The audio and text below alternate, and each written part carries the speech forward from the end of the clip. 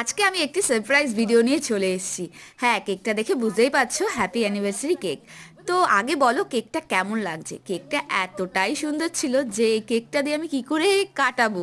তো যাই হোক, দিদি জামাইবাবু চলে এসে দিদিদেরই অ্যানিভার্সারি ছিল, আর এটা সেকেন্ড অ্যানিভার্সারি ওদের। ওরা ঠিক জানে না যে আমি কি করতে চলেছি। তো আমি ফ্রিজ থেকে কেকটা বের করলাম, আর ওদের হাসিটা দেখো, রিয়াকশনটা দেখো জাস্ট। দুজনেই দেখছে কেকটা, ওরা খুব খুশি হয়েছিল। মানে রিয়াকশনটা সেইভাবে একটা দেয়নি, কিন্তু ওরা ভাবছিল যে কি হলো বিষয়টা। তোমরা কি জানো ওদের ম্যারেজ অ্যানিভার্সারি কিন্তু 2 বছরের, কিন্তু লাভ অ্যানিভার্সারি কত বছরের? হ্যাঁ, 14 ইয়ার্স। পরের বছর কিন্তু 1 যুগ চলে যাবে।